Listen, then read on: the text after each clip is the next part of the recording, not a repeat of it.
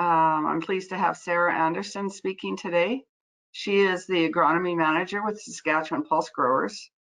She joined the organization in 2021 after several years working with producers and agronomists in West Central Saskatchewan through independent crop production and ag input retail providing service. Sarah obtained a Master of Science in Soil Science through the University of Saskatchewan and is actively involved in her family farm. She will be talking to us today about key and emerging issues in pulse production. So with that, I'll turn it over to Sarah. Thank you. Thanks so much, Lori. Are you guys able to see my screen here? You can see your screen. It's just in the one spot. All right. Perfect. All right. Well, thanks again, and a pleasure to be here today and chat with you guys about some emerging issues in pulse production. By no means is this intended to be a deep dive, but just highlight a few things, some that you guys are probably already intimately working with as headed into the next year's production season. So loosely hoping to cover a few quick points on seed quality and field selection as they pertain into planning for the 2022 season, and then also move into some of the in-crop planning with some crop health topics such as anthracnose and lentils and chickpea health issues. So with that, we will, I feel like it's not advancing. There we go. Into seed quality. So we'll start off with our 2021 seed survey interim results. So these are kind of hot off the press. SPG works in coordination with commercial seed labs as well as the other cereal commodity groups to document seed quality and seedborne disease in Saskatchewan. And so this data is used to sort of track those long-term seed quality issues over time. And so I'd like to give a really special thanks to the commercial seed labs that participated, volunteered their time to supply some of the data for these initial interim results with Discovery Seed Labs and Prairie Diagnostics Seed Labs in Weyburn, as well as 2020 Seed Labs. So the good news story here is that, as you can imagine, disease pressure this year on our seed test results are coming back relatively clean. So on the left hand axis, we have the percent of pathogen-free seed, and this, sorry, I'm just trying to get my pointer here. And this represents seed that is coming back without any identifiable pathogens on them in each of their respective categories. So in this case, the higher the bar, the cleaner the seed. And we see quite a few high bars across the board in lentils, peas, and chickpeas. These black dots here denote the mean infection level of each of those pathogens on the respective pulse type. And here's where we want it lower. So this reflects the mean of any of the infected seed samples. So it doesn't take the total average, just those that were not pathogen free. And again, generally we see them lower than average across the board. One exception to this, and it's maybe not an exception in sort of a typical chickpea year, but definitely stands out against the lentils and the peas, is just a little bit lower proportion of pathogen-free seeds in the chickpea seed samples and a little bit higher mean infection levels. So putting a little bit of a visual of sort of where those seed lot tests are coming from, as the seed growers in the room will be aware, generally our acceptable threshold is 0.3% for seed-borne Ascochyta, and this year for the seed that was not pathogen free, the mean infection level is currently sitting at 1.3%. So the crop districts that are highlighted here in green have all of their seed samples so far are showing pathogen free. The yellow crop districts in 7A and 7B are about 50%. So half of them are showing indications of seedborne Ascochyta, and with mean levels still sort of at that minimum threshold of 0.3. Where we maybe get into a little bit of a more wary alley is this red chickpea zone here, where we start seeing higher proportions of seeds testing for those pathogens, so a lower pathogen-free seed percentage, and higher mean rates of infection. So a little bit of watch out here, but again, of course, this should be considered seed lot per seed lot. The other thing that's probably not too much of a surprise is, you know, despite seedborne levels being low, one of the issues is mechanical damage, particularly in peas, and that seems to be resulting in some low seed germination. So started to see this even sort of prior to harvest, that there may be some indications just the crop, particular peas, going through a really struggling period where I think they just quite frankly didn't know what to do. So we see some regrowth, some greening, and I think that added some extra challenge to getting those peas in through the combine, uniformity in seed size and moisture level, and then further handling and cleaning is expected to sort of irritate those issues a little bit and increasingly sink down germination levels. So mentioned from Discovery Seed Labs at the early part of the fall, or late part of the fall, early part of the winter, they're reporting the majority of their seed samples are showing germination levels below 85%. So if you have gotten your seed tested, great. I would also encourage you to test it again if it's going to go through some more handling and cleaning, especially if it was on the maybe edge. The next piece that we'll go through is some field selection and herbicide carryover concerns. So the challenges of the 2021 season just keep on giving, it seems, and some things that, you know, maybe we need to consider, not only when we think about what seed that we're going to source and plant, but more importantly, where we're going to seed it. So each farm is going to be a little bit unique, but just want to walk through a few quick risks to consider for the upcoming season. So, you know, drought conditions, of course, led to above average carryover risk of herbicide. And of particular note is the imidazoline-based active ingredients. So these are ones that are found in products such as Solo or Odyssey. And maybe, you know, a bit of a good news story from the pulse side is that our pulse crops or our Clearfields systems are going to be a lot more tolerant and have the lowest sensitivity to these herbicide residues. So there might be a temptation to plant back into fields that were treated with IMIs in 2021.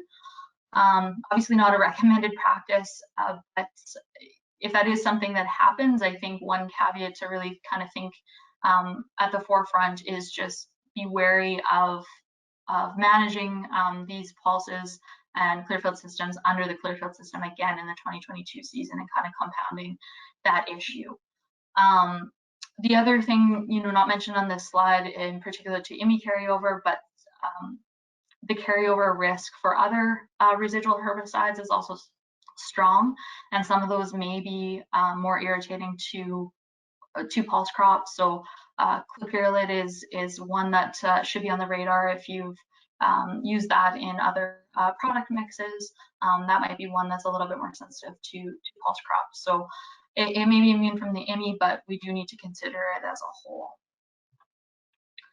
So the next part, I guess, is input prices and fertilizer prices being sort of sky high. And I think one of the tendencies is to sort of think about that nitrogen fixation across the pulse crops and, you know, put it as a good news story for pulses. So as everyone is aware, lots of variety in terms of how much percent nitrogen is fixed by our variety of chickpeas, lentils, peas, dry bean, and faba doing quite favorably in terms of their own nitrogen fixation. But I guess the other side of that equation, going into the 2022 season is maybe there's a little bit too much N in the system in some fields. So what thoughts should we consider there? There was some research conducted in the late 80s that looked at higher levels of background N in lentil grain yield. And so this particular study looks at N rates from 0 to 90 kilograms per hectare, so roughly the same conversion to pounds per acre, and really showcased that there was not a whole bunch of yield difference, especially in the inoculated from 0 N to 90 kilograms of N per hectare, which is ultimately a good news story when we look at it through the lens of having too much N in the system, and is there going to be a yield penalty? So the overall findings in this particular study were that seeding lentils into soils testing high for nitrogen didn't negatively impact yield or maturity of the lentils, but of course may result in reduced N fixation, so an economic penalty there for sure. The other consideration, of course, and probably the concern would be that dry matter increases with higher N rates. So there is extra management factors that need to be considered if you're borderline with some higher N rates, particularly in those higher rainfall areas or shorter growing season areas, heavier textured or higher organic matter soils. And then also encouraged to consider cultivars or rather crop types that have greater biomass protection. So for example, a large green lentil versus a small green lentil, the outcomes might be a little bit different. Of course, in response to just a few of those sort of big three that we talked about, considerations going into the next season, I think there is probably some questioning of planting back to pulses in the 2022 season. Coming off of such an extreme drought, of course, easy to forget about potentially the disease risks or other pulse risks in growing pulses in a more normal to wet season. But just highlight that here, that this is sort of a risk and maybe a little bit of an unknown. I think it's probably quite easy to spot the fields that had that extra year of pulses in its rotation.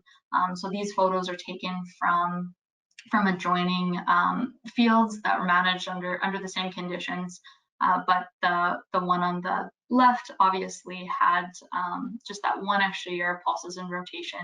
A little bit better growing conditions. This was taken during the 2020 season, but in West Central Saskatchewan. So it's just another thing when you're evaluating risk across your farm and planning those pulses into rotation. I encourage you to think of sort of all the types of carryover that you're facing, including herbicide, nutrients, and of course disease. All right. Moving away from sort of root rot disease and into some foliar considerations in the middle part of the growing season, just want to highlight some updates. Again, it'll be sort of a quick overview of Group 11 insensitive anthracnose. And as a reminder, for the lentils growers in the room, this is probably a disease that you're quite familiar with. It is one that overwinters as microsplosia on stubble, and it can survive for up to 4 years in soil. So, typically we're trying to spread out our lentil rotations with 4 years in between. Showing up between the 10 node and early flowering, and then what really sort of can make this disease quite aggressive is that it's polycyclic. And so it can expand from that initial point of infection and continue to reinfect if conditions are accurate. And you'll start to see kind of that infection starting on the lower parts of the plant and then spreading upwards the plant via rain splash quite rapidly if conditions are suitable. So it's a prevalent disease in lentils, and it can also be a pretty profound disease if everything sort of aligns.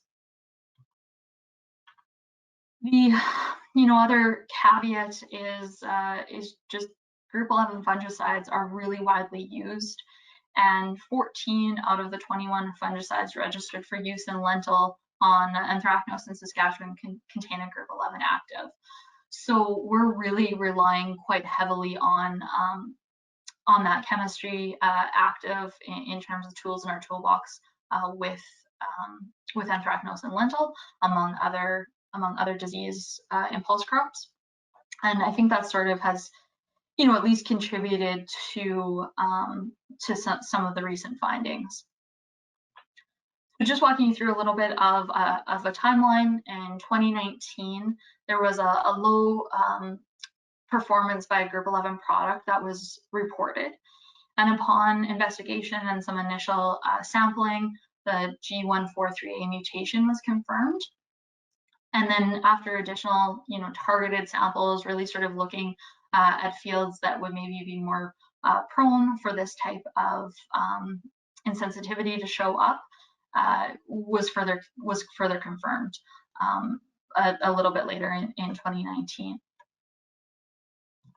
In 2020, an Anthracnose task force was established, and so this is one that SPG is proud to be a part of, and brings together other experts and researchers in the industry to help develop recommendations and next steps. In that initial season, there was a formalized Anthracnose survey that was initiated, and this was to gain a bit better understanding of just how far the extent and severity of the group 11 insensitive Anthracnose was. And sorry, I should have explained in terms of using the terminology and sensitivity, just think of it in terms of resistance, like we would in herbicide resistance, as sort of a similar adage there. So in 2021, again, those survey results from the 2020 season really reinforced that there was widespread presence of group 11 insensitive Anthracnose in those lentil fields across Saskatchewan, and a follow-up survey year was initiated in this past growing season. Results from this past year, they're a little bit more muted, just a little less overall disease pressure across the province. In addition to this, SBG coordinated a greenhouse study evaluating the relative fungicide efficacy on group 11 insensitive Anthracnose. And plans for 2022 are to continue with the survey for a third year, and then also include some additional screenings for group 7 and group 3 fungicide insensitivity as well.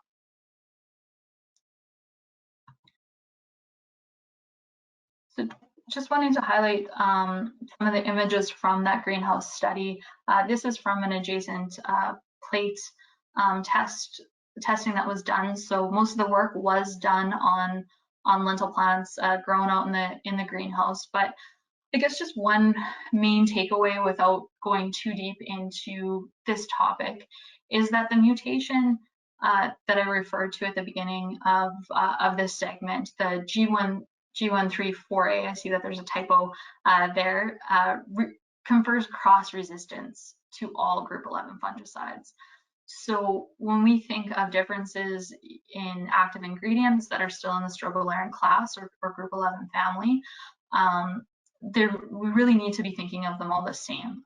One isn't going to be notably better in terms of efficacy over the other when we're looking at it just through the lens of group 11 without any sort of backup support from the other actives. So this graph or this set of pictures is just showing some of the results. So the plates were inoculated with an insensitive isolate. So they should not be controlled by strobilurin chemistries. And so this first set of plates is just the uncontrolled growth of that insensitive Anthracnose inoculated on the plates. There was no additional fungicides applied. So of course, as we would expect, there would be some level of fungal growth noted shortly after inoculation. These second two sets of plates represent two unique standalone strobilurin chemistries. So I believe that these two are showing quadris and trifloxystrobin. And really, again, regardless of which one is in the product mix, they're performing quite comparably. And they are not controlling. We see fungal growth sort of radiating out from the point of the isolate, so not controlling that insensitive strain. When we move over to look at the sensitive strain, so what we've traditionally been used to dealing with in the past, we see sort of the same story with the untreated check when there's no fungicide. But as soon as we apply a strobilurin in presence of an isolate that should be sensitive and receptive to it, we see very clean plates. So takeaway there is really needing to be sort of beefing up our tank mixes and not relying on standalone group 11 fungicides.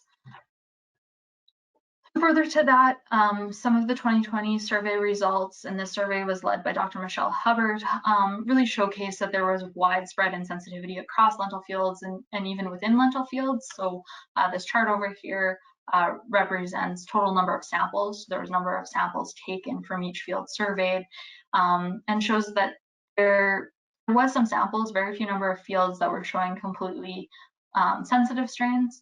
But really the higher proportions were either a lot of insensitive strains showing up in those samples, or a mix of having both sensitive and insensitive strains. So I think right now probably prudent, especially in those key lentil growing areas, across really all lentil growing areas, because the survey was quite comprehensive, is to recognize that you probably are dealing with some level of insensitive isolates in your fields.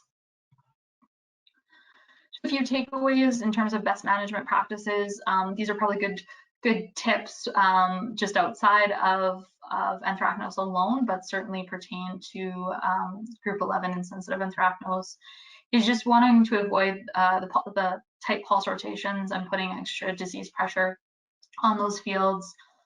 Best practices for ensuring efficacy of any fungicide is really thorough coverage and canopy penetration, and making preventative fungicide applications. So those two both kind of go hand in hand, with coverage really encouraging strong water volumes, but also timing. So making sure that we're getting in there and able to cover as much of the plant as possible before row closure, and just be really thorough. We want to select effective fungicide actives and follow the label instructions.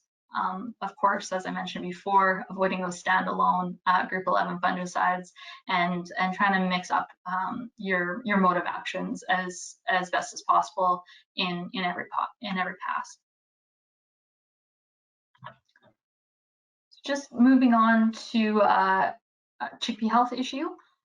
So some of you guys may be aware of this this mystery that is continuing to ongoing. So for those of you that haven't seen it before, it's a little bit of an off-kilter type of presentation, and it seems to be a little bit different each year, and maybe that's part of its hints as well in terms of how aggressive or what its spread is. But generally speaking, there's sort of a few core symptomologies that we can kind of use to tease out the plant health progression of the chickpea plant. So the first that I would make mention of is leaf tip chlorosis. And this can sometimes be viewed as sort of a precursor to some secondary symptomology.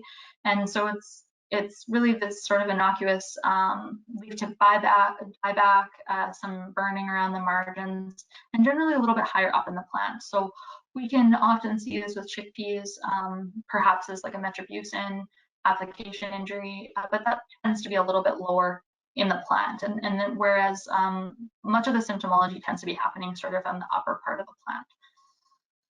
The other characteristic, and for me, this is sort of my go-to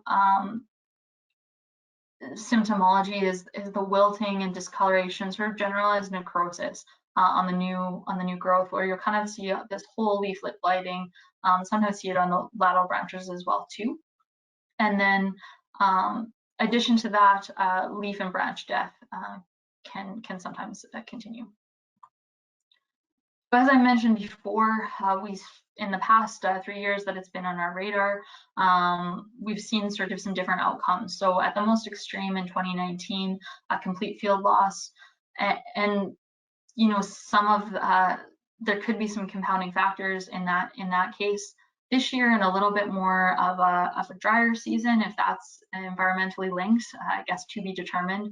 What we've seen is a little bit less widespread across the whole fields, but certainly evident in fields where we went and actively started looking for these specimens. And in a lot of cases, we would see affected plants that were, you know, almost completely surrounded by healthy ones, kind of scattered at random throughout the field. So definitely differences when we compare some of the outcomes of 2019 to 2021. Sorry, I just realized that I'm taking a bit extra time here, so I hurry it up a little bit. Just further to the 2019 is that we, one of the reasons that might have pushed that to increasing severity was there was high Ascochyta pressures. So Bunyan mentioned this in his presentation, and that might have like really helped to mask other issues that were happening. In 2021, in certain fields where we did see some Ascochyta infection sort of come in with a little bit more veracity, that had initially been flagged for showing that it should be a health issue, we've seen that sort of come in as a secondary infection. So we went back to that field. They didn't have it on the first travel and on the first outcome, and then did on the second. So one of the questions is variety effect, and so right now they don't seem to be directly related to a specific variety. In 2019, CDC Orion did appear more severe compared to CDC Leader, and one of the thoughts was Ascochyta resistance breakdown, but that was later ruled out.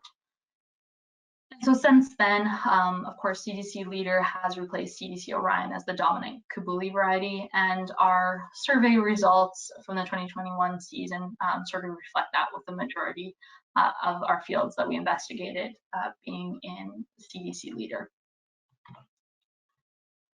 Again, just a bit of a cross-section indicating in 2021, we were able to find symptomology in all of those three major varieties that were included in the surveys. So CDC Orion, CDC Leader, and CDC Consul, and they were showing kind of that similar leaf tip necrosis and wilting and dieback in all three of these varieties. So one of the aspects in terms of variety linkage is possibly the susceptibility period. So chickpea plants are most susceptible from flowering to early onset of potting, and CDC Orion does mature later than CDC Leader, but flowers about 4 days earlier. So it's thought that maybe that CDC Orion reaches its susceptible stage longer, or earlier rather, and stays in it longer relative to CDC Leader. And so where we've seen them appear in 2019 in CDC Orion, appearing earlier and had more time in that plant, but then it was also reported in CDC Leader in subsequent seasons and later in that same season. Just a little bit of a highlight of sort of the 2021 survey efforts. So the green boundaries represent all the RMs where chickpea sampling was conducted. So this was part of the larger Agriculture Agri-Food Canada survey, where work is kind of ongoing on that front. In addition, SPG, with huge help from my summer student Skyly this year, coordinated to send some plants as well for in-season diagnostics to a commercial lab, as well as honing in on about 5 chickpea fields where we did regular monitoring in collaboration with Crop Intelligence in setting up some weather stations and moisture probes. So in quick snapshot, our in-season diagnostics, we sent away paired samples, and they were scanned for root and foliar pathogens, and really just not a strong pattern. So this is just a snapshot of the data table, but doesn't include all of the samples. We sent about 60 samples for in-season screening to complement the ongoing survey work. Again, these were healthy chickpeas beside unhealthy chickpeas, so sent them as paired. And really I'm having trouble finding sort of a single pathogen that sticks out, or even a pathogen load or total count that would maybe indicate that this is you know, uniquely related to a single pathogen. And so it sort of indicates that there's perhaps more factors at play. Again, so when we kind of sort of compare it by an amalgamated view, we do see some higher scores in terms of the unhealthy samples that were sent away, but really not statistically different, and showing very close similarity to its healthy counterpart sample. So yeah, our next steps, so work is ongoing. Actually hope to coordinate with our chickpea health diagnostics team this week, but there is continuing research, so that will include some additional survey work, as well as trying to investigate some of the compounding stress factors that may be correlated with moisture stress, herbicide carryover, and others on chickpeas to see if that is at play. There will be some fertility work looking at potassium chloride fertilizer and its impacts on chickpea and crop health, kicking off in this upcoming field season, as well as hoping to start a chickpea input study at some of the Agriarm sites, and then of course back to the field with field scale monitoring and trialing. Really open to also suggestions from the chickpea growers on the call today as well of what you want to see. So with that, and I do apologize for going a little bit over time, but I just, yeah, thank you for your attention and your time, and to the seed growers and breeders and distributors on the call. I just, yeah, thank you for what you do, and thanks for being on the call today.